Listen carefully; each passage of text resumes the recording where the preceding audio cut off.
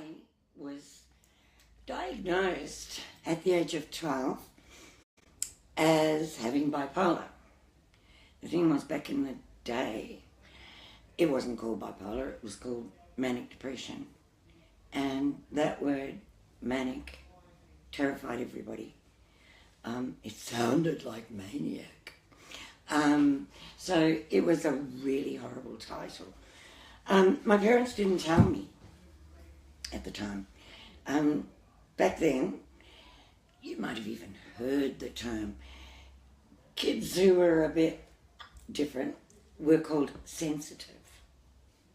And yes, my parents were told I was sensitive.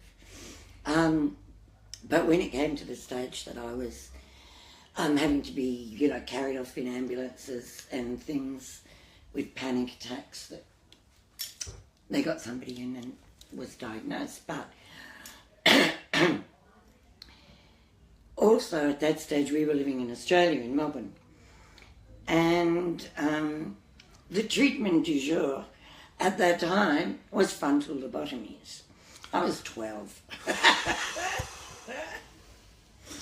So my parents decided, obviously, that they wouldn't tell me about this diagnosis.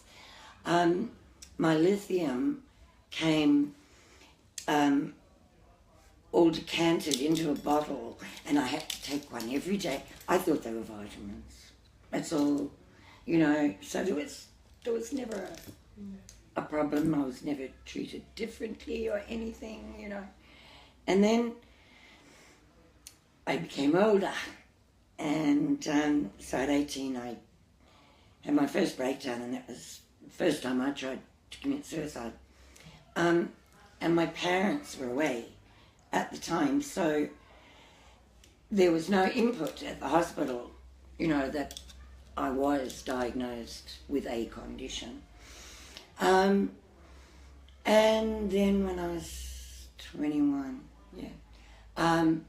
this time I tried to OD on pills.